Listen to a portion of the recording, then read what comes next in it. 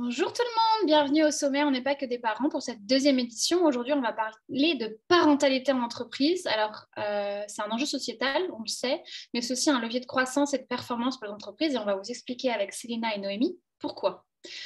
Aujourd'hui, pour changer un peu, j'ai quelqu'un à côté de moi qui me tient chaud parce qu'il fait un peu froid chez moi. Et on va tout d'abord commencer par la présentation de Noémie. À toi de jouer. Eh ben, merci Lucie et je suis bien contente de participer au sommet. Alors bonjour à tous et à toutes. Alors moi je m'appelle Noémie Kentin-Sonigo et je suis la fondatrice de Team Parents. Mon parcours, très rapidement, c'est que j'ai été avocate spécialisée en droit de la famille pendant 12 ans. Donc, j'ai accompagné plein de familles à travers les difficultés liées à la parentalité. Et depuis 2019, j'ai arrêté d'exercer le métier d'avocat. On dit que j'ai raccroché la robe et je me suis reformée au digital et à la psychologie de la parentalité pour fonder Team Parents. Et Team Parents, c'est quoi? Team Parents, c'est l'appli qui soutient les parents séparés. Donc, c'est une appli qui est sur les stores depuis le 1er décembre et qui donne accès aux parents séparés, solo, en famille recomposée, à plein de ressources gratuites, des outils de vulgarisation juridique, des ressources en matière de parentalité et qui donne accès à un réseau d'experts spécialisés qu'on peut consulter en visio, en individuel ou en collectif à travers des ateliers. Et voilà, on accompagne de plus en plus de parents chaque jour un peu plus. Voilà. Super. Et toi, Célina, qui es-tu? Donc, bonjour à tous, moi je m'appelle Célina Butin-Icard. J'ai deux activités, j'ai deux casquettes. D'un côté, je travaille auprès des chefs d'entreprise en tant que consultante marque employeur. Ça veut dire que j'aide les patrons de PME principalement à attirer des nouveaux collaborateurs qui leur vont bien, qui leur correspondent. Et une fois qu'ils les ont attirés, à les garder, les fidéliser et en fait créer les conditions qui permettent l'engagement de leurs collaborateurs. Ma deuxième casquette, c'est que j'ai monté une marque qui s'appelle La Tribu Café Couche, qui crée des jeux de société de préparation à la parentalité. Et comme j'aime bien mélanger un peu mes univers, eh bien, j'ai créé un jeu de société qui se joue en entreprise pour accompagner le retour au travail des collaborateurs et donc créer des dynamiques qui favorisent l'engagement des collaborateurs. Super, beau programme. Et je suis aussi là avec une double casquette. Donc, comme vous le savez, je suis la fondatrice de Sommet, qui regroupe plein de professionnels de divers horizons. Et je suis aussi la cofondatrice de Parents pour demain. Parents pour demain, c'est une plateforme d'accompagnement pour les parents d'adolescents, avec l'objectif d'accompagner dans cette période de vie sensible. Donc, on a 3 périodes de vie sensible autour de la table. La périnate, le retour au travail, les séparations, les moments de vie un peu voilà, où la trajectoire change, et puis l'adolescence qui est cette crise dont on parle peu et qui pourtant est vécue dans toutes les familles. L'idée, c'est justement de la rendre un peu plus agréable pour comprendre son ado et pour regagner un petit peu d'harmonie. Que nous disent les chiffres pour rentrer directement dans le vif du sujet? C'est que les salariés attendent que leur entreprise euh, leur mette des ressources à disposition pour qu'ils puissent plus facilement concilier vie pro et vie perso. On a quand même 91% des salariés qui attendent que l'entreprise fasse quelque chose, 63% des gens qui disent qu'ils ne passent pas assez de temps avec leur famille, et je pense qu'on est à peu près tous autour de la table à se dire que oui, c'est compliqué de jongler entre toutes nos casquettes, là pour le coup, celle de maman, de papa, de coparents, de belle-maman et de salariés d'entrepreneurs. On avait hier un post sur le compte de Snell qui parlait de l'entrepreneuriat et de cette vie de maman, parce que c'est pas simple et on a beau avoir des horaires très larges, enfin très flexible, bah, ça a des avantages mais aussi des inconvénients, comme Noémie voilà, qui doit garder ses enfants parce qu'ils sont malades. Bah, voilà, tu es entrepreneur, donc c'est toi qui les gardes, c'est beaucoup plus facile. Et donc, on a aussi 61% des salariés qui disent que c'est difficile de concilier les responsabilités familiales et les difficultés professionnelles. Vous avez eu juste avant cette conférence, une conférence avec Marianne, donc Maman Plume, qui nous a expliqué voilà, qu'elle est cadre, elle adore son boulot, elle est très impliquée, elle a des gros horaires et en même temps, elle a 2 enfants en bas âge qui ont bientôt 5 et à peine 2 ans. Et voilà, c'est quand même un challenge du quotidien entre les maladies, le rythme, les responsabilités. C'est quand même quelque chose qui nous pèse beaucoup. Donc, pourquoi, moi c'est une question que je vais commencer à poser à Céline, pourquoi on a ce changement? Avant, on avait un peu le boulot, c'est le boulot, la famille, c'est la famille, et maintenant, on a un peu comme si les choses se mélangeaient. Alors, perso, j'y suis très favorable parce que j'aime pas trop bien scinder les deux, mais c'est assez personnel. Mais on a quand même un changement de prisme et des entreprises qui vont, pas assez vite à mon goût, mais qui vont vers j'accompagne mon salarié sur ces sujets de bien-être, de qualité de vie au travail, de parentalité au sens large. Pourquoi pour toi ça change en fait en ce moment? En fait, c'est vrai qu'on pourrait se poser la question de dire, après tout, tous les collaborateurs depuis des centaines, des milliers d'années étaient à peu près parents, ou en tout cas une grande majorité aussi. Donc pourquoi est-ce qu'aujourd'hui c'est différent? La différence, elle est historique.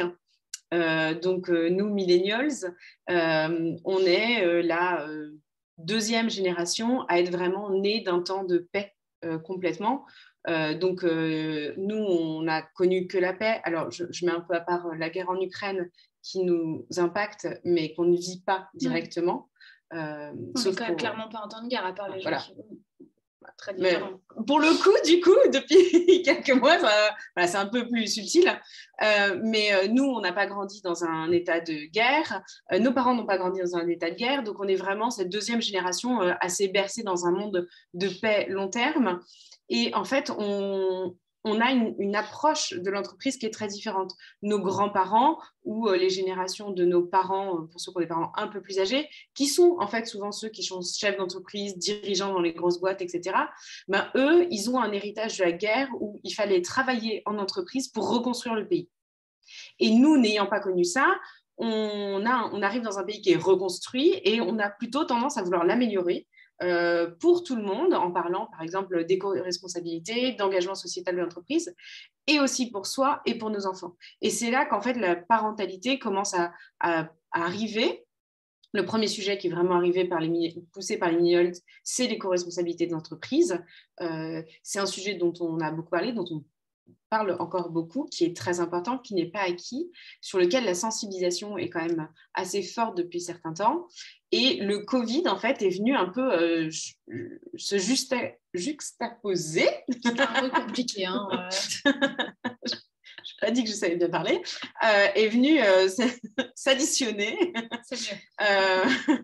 à ce climat en fait d'engagement et d'exigence envers la société qu'ont les millennials et du coup qui s'est élargi à d'autres générations pour dire en fait j'ai passé du temps en famille, pendant le Covid on s'est replié sur nos unités, j'ai beaucoup de mal, nos unités familiales immédiates.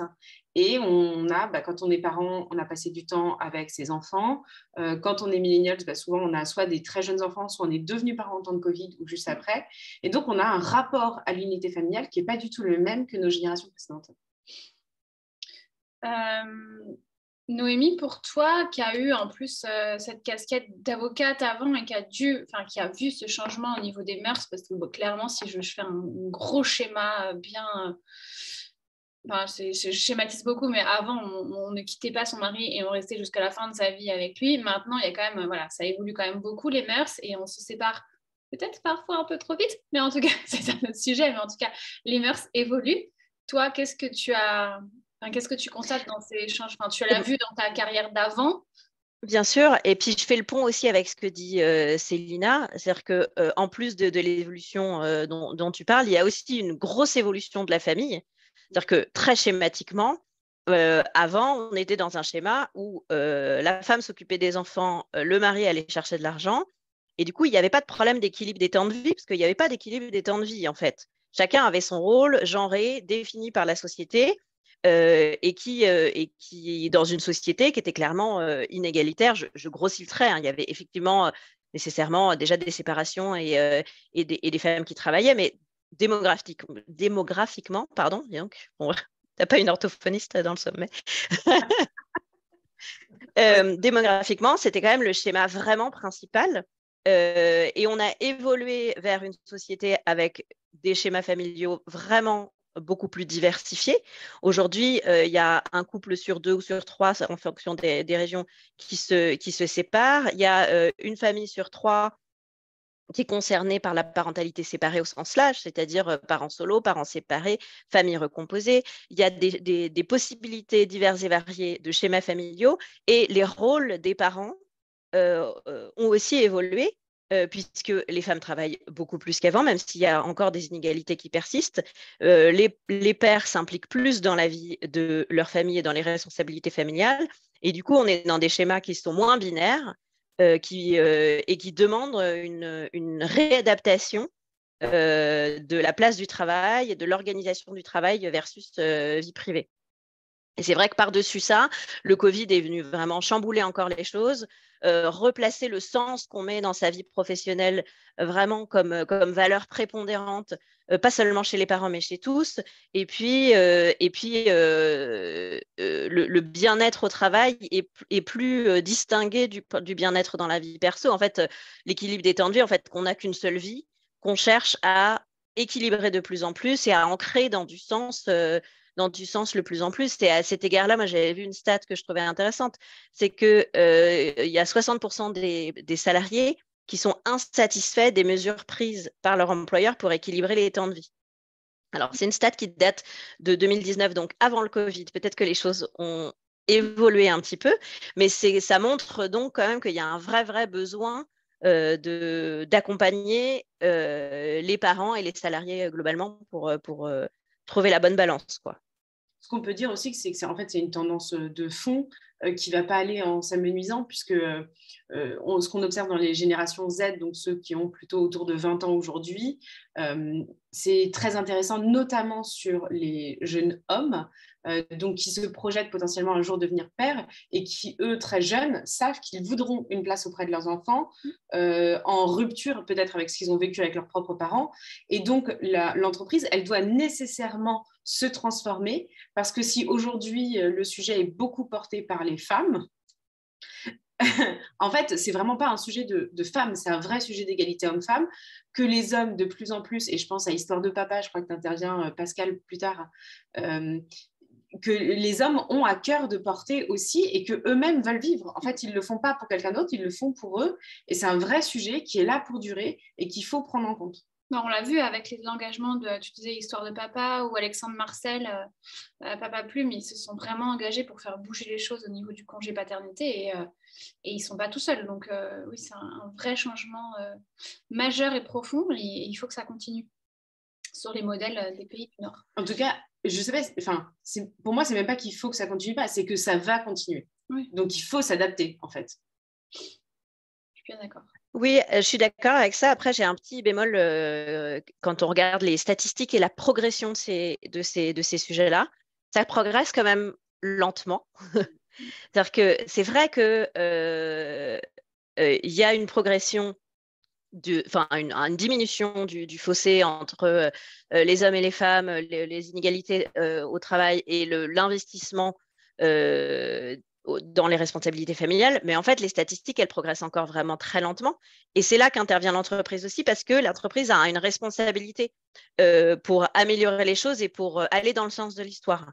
Parce que encore aujourd'hui, si je ne sais pas si c'est le moment de parler de cette histoire de égalité femmes-hommes et du lien avec la parentalité, mais non, Vas-y. Bah, encore aujourd'hui, quand on regarde les statistiques, le devenir parent a un impact en termes de décrochage de carrière drastiquement sur les femmes et très peu sur les hommes.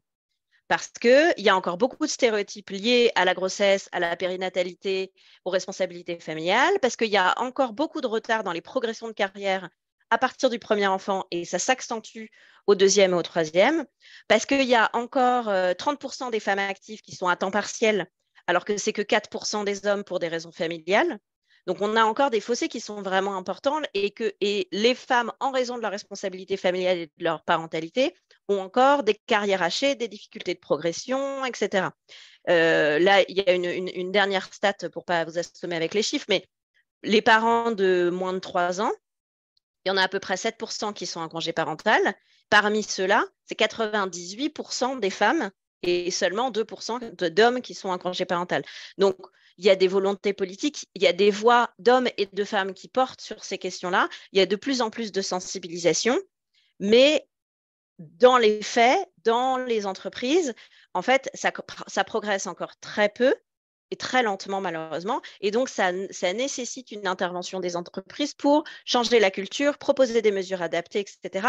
Et encore plus, moi, c'est un public que j'accompagne particulièrement, mais pour les parents solo et pour les mamans solo en particulier. Là, il y a eu un groupe de travail de l'Observatoire de la parentalité en entreprise sur la monoparentalité qui aboutit au constat que clairement, la monoparentalité, dans certains cas, constitue un facteur de risque en matière de santé au travail, en matière de risques psychosociaux, en matière de difficulté d'accès à l'emploi et de maintien dans l'emploi. Et donc, sensibiliser sur les moments de fragilité des parents dans l'entreprise, former les managers, favoriser l'investissement des pères dans la responsabilité familiale, ça permet de participer à une démarche en faveur de l'égalité. Et plus les hommes et les femmes seront égaux devant les responsabilités familiales, plus ils pourront se consacrer de manière égale à leur carrière, moins les stéréotypes de genre auront leur place dans l'évolution de leur carrière. Et ce n'est pas qu'une responsabilité sociale, éthique des entreprises, c'est aussi un enjeu de performance. Parce qu'il y a des études qui montrent que plus les entreprises sont dirigées au plus haut niveau par des femmes, ou en tout cas dans un cadre de mixité, plus elles ont une performance économique et financière qui est saine et qui est durable et qui est bonne. Et donc, en fait, c'est un changement de société auquel on assiste et on espère que ça continue et que ça s'accélère. Et chacun doit agir à son niveau parce que dans l'accès à l'emploi, ça permet ensuite de progresser mieux. Si on améliore la progression des carrières des femmes et l'investissement des pères dans la carrière, eh ben, on améliore l'accès des femmes aux postes les plus élevés et donc la gouvernance plus mixte des entreprises.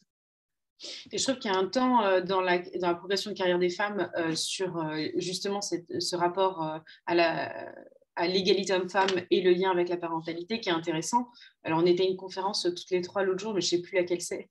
Donc, désolée pour le conférencier qui disait ça, mais c'est beau de mettre des femmes en comité de direction, de pouvoir placarder une femme en disant elle a 5 enfants et elle est dirigeante, machin. Très bien, c'est effectivement des parcours inspirants, mais en fait, le premier niveau de décrochage des femmes quand elles ont des enfants, c'est le premier niveau de management. Et en fait, c'est vraiment, moi, c'est une conviction forte que je porte, c'est vraiment au niveau de l'équipe que se joue la parentalité et l'égalité dans la parentalité et le bien-être au travail sur ce sujet-là. C'est vraiment le premier échelon quand on progresse dans une carrière, c'est arriver à devenir manager, prendre des responsabilités, alors qu'à la maison, on a aussi des responsabilités et tout ça. Et comme tu le dis, Noémie, les chiffres ne progressent pas assez vite. J'imagine qu'il y a aussi des grosses disparités en fonction des classes sociales et en fonction des métiers. Mais voilà, forcément, en fait, les femmes ayant le plus bas salaire dans un couple, souvent, eh bien, quand il faut rogner sur le salaire de quelqu'un plutôt que de payer les frais de garde, c'est la femme qui s'y colle naturellement. Et c'est là où l'entreprise, si elle veut performer, si elle veut apporter de la diversité, de l'innovation, de la créativité, elle a besoin de diversifier les profils qui la composent. Et donc, elle a besoin d'aider les femmes à rester en poste en les accompagnant, en mettant en place des solutions pour qu'elles ne soient pas obligées d'arrêter de travailler parce qu'elles ne peuvent pas payer les nourrices. Et ça fait bien le lien pour clôturer cette partie avec la conférence que vous avez dû voir juste avant, ou j'espère que vous allez regarder avec Maman Plume. Elle a pris 6 mois pour son deuxième enfant et elle expliquait qu'en revenant de congé maternité, elle a demandé une promotion parce qu'elle avait acquis plein de compétences autour de l'empathie, de la gestion, de l'organisation qui lui permettaient pour elle d'avoir cette qu'elle a eu, enfin une promotion qu'elle a eue au final, et au final elle remplit ses objectifs vraiment comme il faut. Donc je pense qu'il y a aussi un changement de prisme de la part des femmes au sens large, quel que soit leur niveau social, leur CSP, etc.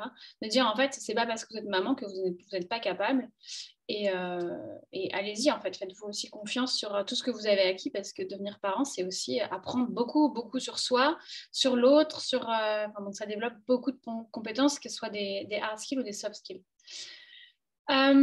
Donc, on a quand même dressé un panorama. Si je peux juste clôturer juste sur l'histoire de l'égalité des femmes-hommes et les stéréotypes de genre. Il y a un podcast qui s'appelle le podcast d'Hector, dans lequel Sidonie Jadot intervient et qui parle des stéréotypes de genre et du fait que les stéréotypes de genre dans la parentalité pèsent encore plus sur les hommes. Parce que, en gros, entre 30 et 45 ans, c'est l'âge où on devient parent, mais c'est aussi l'âge où on va accélérer la carrière, accéder à des postes à responsabilité, devenir manager, etc. Et ben, les hommes qui veulent, au contraire, ralentir un peu, consacrer plus de temps à leur famille et tout, ils ont sur les épaules encore plus de pression sur « bah non, t'es un homme, tu vas pas faire ça ». Et donc, le travail en faveur de l'égalité femmes-hommes, contre les stéréotypes de genre et pour l'accompagnement à la parentalité en entreprise, c'est pas un travail c'est pas qu'une histoire de femmes, c'est pas que en faveur des femmes, c'est en faveur de tout le monde. pour que chacun puisse trouver un équilibre, les femmes et les hommes, et c'est pour l'entreprise pour plus de productivité, de performance, de bien-être, parce qu'on sait que le mal-être du salarié coûte cher aussi à l'entreprise, quoi.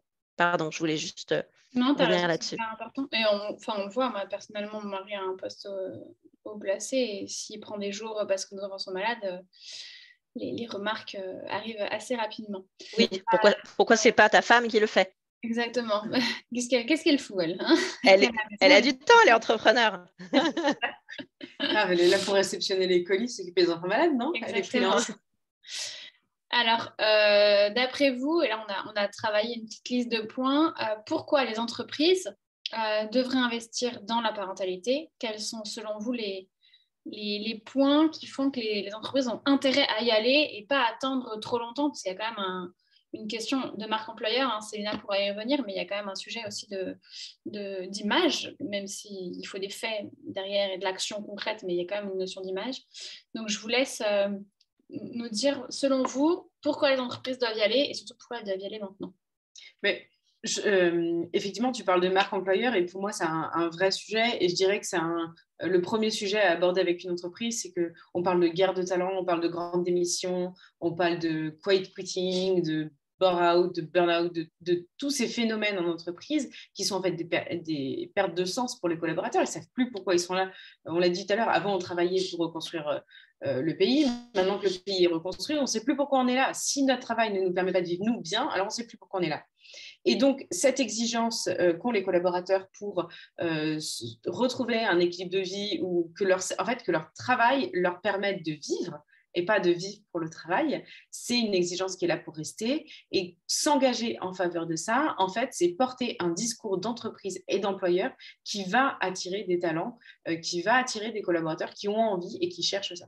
À 2 offres d'emploi égales, le salaire peut faire la différence, mais en fait, pas franchement.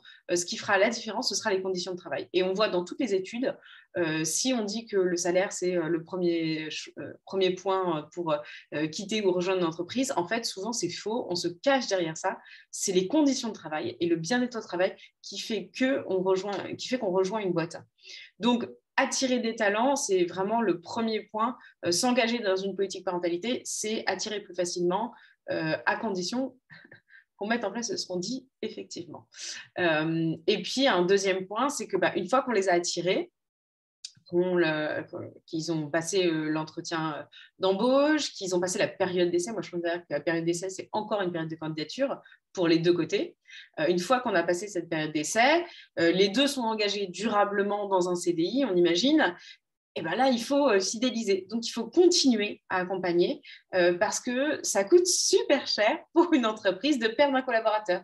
Parce qu'on a passé du temps, outre les frais RH, c'est-à-dire on a payé le salaire d'une RH pour aller chercher potentiellement un chasseur de tête, on a trié les CV, fait passer des entretiens, payé des job boards, fait de la publicité, créé des visuels, etc. On intègre le collaborateur, on le forme, on passe du temps avec lui, on lui donne des outils, on crée des accès, etc.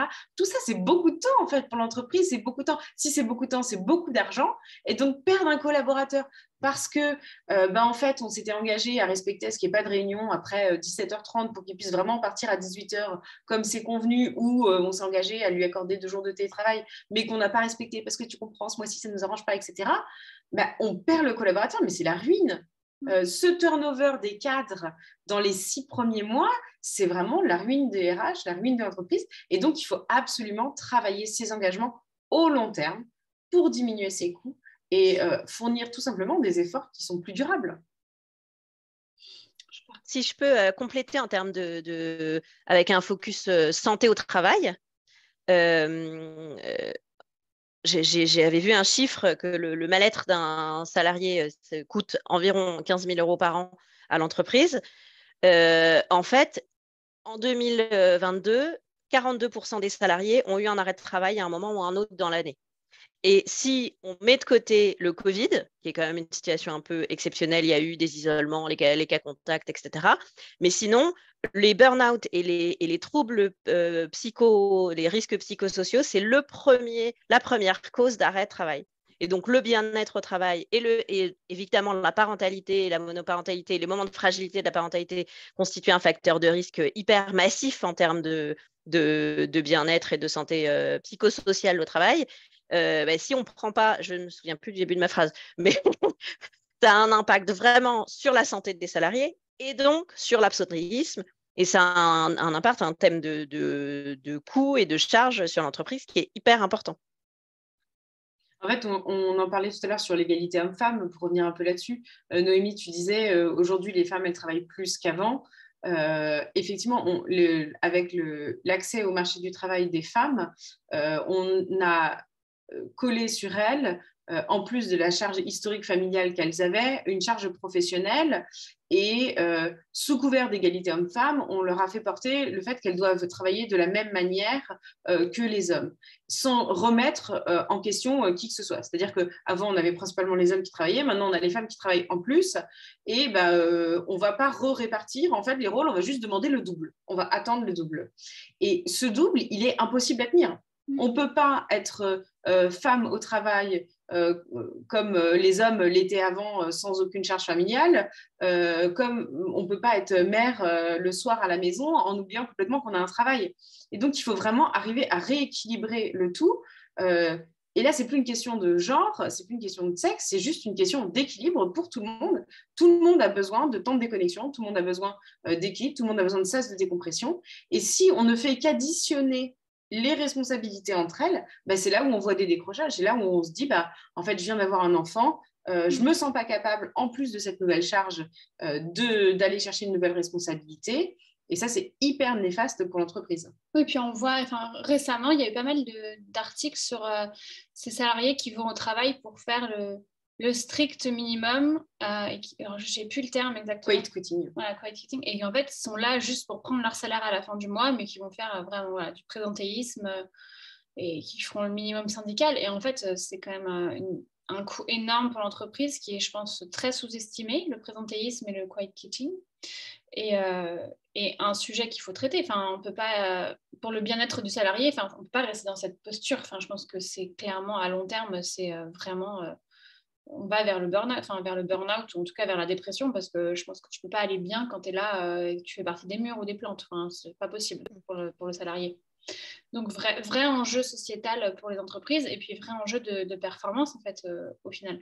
Oui, parce que les entreprises, elles se targuent toutes de plus en plus de faire de l'innovation. Or, l'innovation, elle n'est pas dans un environnement de stress permanent. Et l'innovation, elle a besoin, comme la créativité, de sas de décompression pour émerger, pour se confronter à d'autres choses. Et on peut aussi voir le fait d'avoir des collaborateurs parents qui s'occupent de leurs enfants comme une opportunité d'innovation. Et pas forcément comme une opportunité d'innovation pour les marques de périnatalité. Ou de parentalité. En fait, s'occuper de quelqu'un d'autre, c'est se confronter à d'autres manières de faire, c'est découvrir d'autres fonctionnements, des challenges. Découvrir des raccourcis, qu'on n'aurait pas pensé à faire ça comme ça, l'autre il le fait comme ça, du coup on apprend, on se ressource, et quand on retourne au travail, on est plus performant. Donc non seulement on veille sur un enjeu sociétal, mais en fait on nourrit véritablement la croissance durable de notre boîte en prêtant attention à ce que vivent nos collaborateurs. Je ne sais pas si tu avais quelque chose à rajouter, Noémie, avant qu'on parle du retour sur investissement. Non, là, je pense qu'on... C'est bon. J'ai trouvé une étude qui explique que, on l'a un peu dit, mais qu'en gros, le coût de remplacement d'un salarié, donc je réembauche et je réintègre et tout ce qui est la partie onboarding, ça coûte donc très cher. Et donc, il y a un groupement d'entreprises, dont Nestlé, Novartis, etc., qui ont mesuré vraiment le retour sur investissement de la mise en place d'une politique parentale, et on est quand même à 8%, ce qui signifie que s'ils investissent 100 € pour leurs salariés en termes de parentalité, ils récupèrent 108 €, donc on a vraiment en plus un levier de performance global. Donc on l'a dit sur plein de points, le fait de garder ses talents, de les attirer, de les rendre plus performants, bref, il y a plein d'axes, mais en tout cas, il y a vraiment un ROI, et c'est pas juste on va dépenser de l'argent pour faire plaisir et faire joli. Non, on est vraiment sur une logique. Et pour se donner bonne conscience, etc. On va plus loin que ça, et on est dans la diminution de l'absentéisme, dans la facilité, comme on disait, d'attirer, de retenir nos talents. Et puis, pour faire le lien peut-être après avec la suite, ce qu'on peut dire aussi, c'est que le marché de la politique parentalité en entreprise, c'est un marché qui est en croissance et qui est en train de se structurer, et donc qui va apporter aussi des solutions à plus forte valeur ajoutée. Donc, on ne peut que imaginer que ce ROI va grandir au fur et à mesure. Les solutions qui étaient proposées au moment où ce ROI est étudié, même si j'ai plus les nez en tête, sont forcément moins innovantes et moins différenciantes que ce qui est en train d'arriver. Et donc, c'est vraiment, en fait, il n'y a que du positif qui arrive, qui se fait déjà et qui arrive encore plus, quoi. Alors là, on parle beaucoup de ce que les entreprises peuvent faire. L'idée, c'est que vous, on vous parle en tant que collaborateur, que salarié.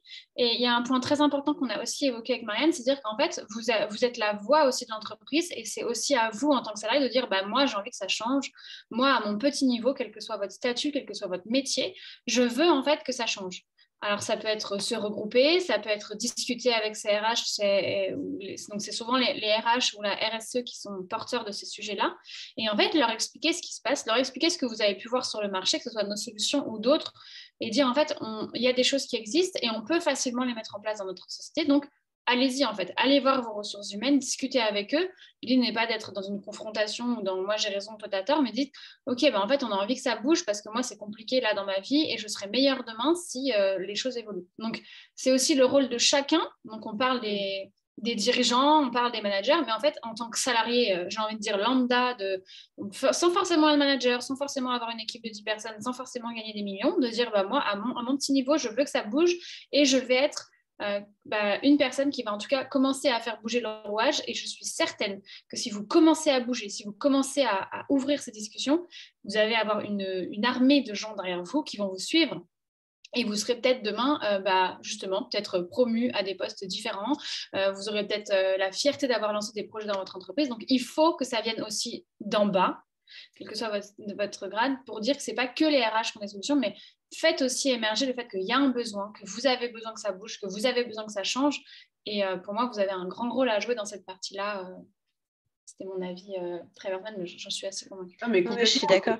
Puis il y a plein de startups qui proposent des startups qui proposent des solutions d'accompagnement à la parentalité, etc., et qui ont des programmes d'ambassadeurs, justement. Et donc, je sais que nous, on est en train de travailler là-dessus, justement, chez Team Parents, et d'avoir la possibilité, en tant que salarié, de faire remonter au service en charge de ces questions-là pour proposer un service à prendre en charge par l'employeur, et ça se développe de plus en plus. Je dirais que je crois que le temps j'attends que ça me tombe dessus et en attendant je me plains est complètement révolu, que c'est aux collaborateurs d'aller challenger leurs managers, leurs RH, leurs dirigeants, s'ils en ont l'opportunité. Alors, de manière smart, effectivement, la question, c'est pas de se confronter, c'est plutôt d'identifier dans les enjeux de notre interlocuteur ce pourquoi on peut l'aider. Si on parle aux RH, les RH, ils ont des enjeux de turnover, de recrutement, et donc parler de choses qu'on peut mettre en place, même si on le fait pour soi, en fait, on le fait aussi pour eux, parce que eux, ça leur apporte aussi des bénéfices. Donc, toujours s'interroger sur quel est le problème de mon interlocuteur et comment est-ce que mon problème à moi et le sien se rencontrent pour trouver une solution qui converge, en fait. Voilà. Et en fait, on voit vraiment, on l'a un peu exploré déjà, mais on voit qu'à plein d'échelles, c'est possible d'injecter un peu de politique parentalité pour huiler les rouages. Et puis, il y a des événements aussi dans les entreprises. Vous avez sûrement, peut-être dans vos boîtes, les semaines de la QVT, les semaines de l'enfance, où les RH vont faire des choses intéressantes. C'est aussi le moment de dire, nous, on aimerait parler plus de ce sujet, par exemple des familles monoparentales, parce qu'on est beaucoup dans la boîte et on parle souvent de parents, etc., mais on ne se sent pas vraiment représenté. Donc, soyez force de proposition. Et moi, depuis que j'ai commencé à travailler et j'ai commencé ma carrière, j'ai du mal avec ce terme, en apprentissage. Et en fait, j'avais cette conviction de si je ne demande rien, je n'aurai rien. Et ça passe de je veux un grand écran parce qu'en fait, c'est tout bête, mais si je travaille, je veux un grand écran parce que c'est plus confortable. Et je veux une chaise sur laquelle je suis bien assise parce que tu es apprenti, donc on te file le truc. En fait, non. Je veux des choses comme tout le monde, je veux être bien traitée et ça, j'en ai besoin et ça aussi. Mais si je les avais jamais demandé, j'aurais jamais eu mon grand écran, j'aurais jamais eu ma chaise. Alors là, c'est anecdotique, c'est que mon petit plaisir de mon fessier. Mais en tout cas, c'est hyper important de demander les choses dont vous avez besoin. Si personne comme les Céline, ça ne tombera pas tout seul. Peut-être que des choses seront mises en place, mais en tout cas, si vous ne demandez rien, dans la vie en général, vous n'aurez rien. Donc, demandez, allez-y.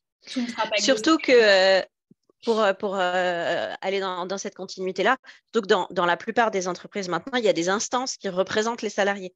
il y a le CSE, il y a les délégués du personnel, etc. Et donc, en fait, si vous-même, en tant que collaborateur, c'est compliqué, compte tenu de votre tempérament, de votre place dans l'entreprise, d'aller taper au poste de la DRH pour dire moi je voudrais ça parce que c'est important pour moi, ça m'apporterait du soutien.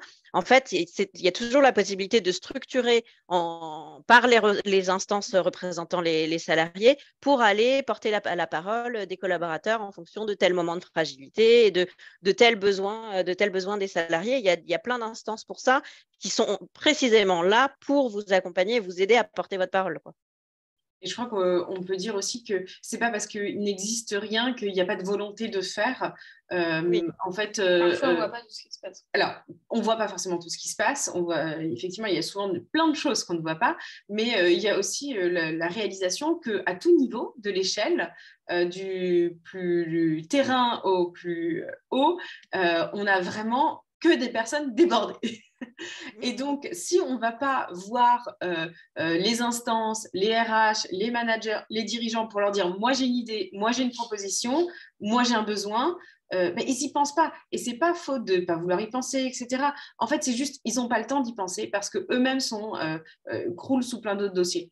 Donc, il faut arriver au bon moment avec le bon angle, mais c'est possible. Et vraiment, les boîtes qui refusent d'accompagner sur ces sujets-là ou qui refusent de faire quoi que ce soit sont quand même très anecdotiques. Et au contraire, petit à petit, ils sont prêts à mettre des choses en place. Il faut juste trouver la bonne porte d'entrée. Hyper intéressant. Je pense qu'on a à peu près fait le tour, même si on pourrait parler de ça pendant 6 ans, je pense. On va peut-être juste vous réexpliquer pour que vous ayez bien en tête qui fait quoi autour de cette table et comment on peut accompagner les salariés au sens large et donc les entreprises. Noémie, je te laisse commencer. Alors, je réexplique Team Parents. Ouais, peut-être des petites choses que tu n'aurais pas dit ou comment ça se met en place. Alors, nous, ce qu'on propose, donc, c'est de la sensibilisation pour les managers et l'accès à du soutien pour les parents via l'application. Et donc, sur l'application, c'est une application qui s'adresse à tous les parents séparés. Je mets dans le mot séparé les familles recomposées, les coparents, les parents solos, les parents séparés qui ont ou pas la résidence de leur enfant, etc. Et sur l'application qui est gratuite, il y a plein de contenus, des podcasts, des articles, des fiches pratiques, avec tout notre comité d'experts qui intervient, des avocats, des médiatrices familiales, des psychologues, une sophrologue, voilà. Et sur l'application, c'est aussi possible de réserver des rendez-vous individuels avec, par exemple, un avocat ou alors une médiatrice familiale pour s'informer, parce que chez Team Parents, on considère que quand on est bien informé, on peut mieux avancer et que l'information, voilà, c'est une arme de protection massive quand on est surtout dans des moments de fragilité. Et on propose aussi des ateliers de gestion des émotions, d'information juridique, de psychologie, pour aider à mieux gérer la période de la séparation et les difficultés qui s'ensuivent. Et pour accompagner aussi le déploiement de ce dispositif au bénéfice des collaborateurs, on propose des actions de formation et de sensibilisation pour les managers sur justement cette question-là, la question de l'accompagnement à la parentalité pour les parents dans les moments de fragilité, l'impact en termes de performance et d'égalité femmes-hommes. Et on a aussi des sensibilisations sur sur la question des violences intrafamiliales.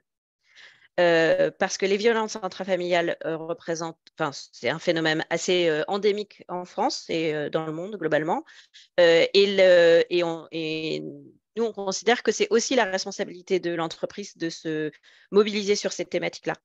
Ce qu'il faut savoir, c'est qu'un couple sur deux se rencontre sur le lieu de travail et que la victime de violences intrafamiliales, de violences conjugales, ça a un impact très important sur son bien-être, sa santé mentale, physique, psychique, etc., sa capacité à travailler, son maintien dans l'emploi.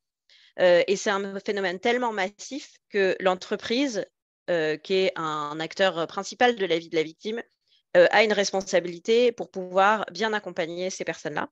Et donc, on propose aussi des actions de sensibilisation sur ces sujets-là. Voilà, et on va justement déployer très bientôt un programme d'ambassadeurs pour que les collaborateurs puissent porter cette voix-là auprès de leur hiérarchie pour intégrer Team Parents dans la politique familiale des entreprises. Super, j'ai hâte d'avoir mon badge. À toi, Célina. Nous, à la tribu Café Couche, on a créé un jeu qui s'appelle le Café... alors non, pardon. Métro... non. Elle a oublié le nom de son jeu. Non, Café Boulot Couche. Café Boulot Couche, j'étais bon la première fois. Café Boulot Couche, qui est donc sans rappeler le métro Boulot Dodo. Et alors nous, notre arme massive à la tribu Café Couche, c'est l'humour. Donc bien. En fait, il y a plusieurs façons d'accompagner la parentalité en entreprise. Il y a des instances, il y a des sujets très graves comme ce qu'évoquait Noémie.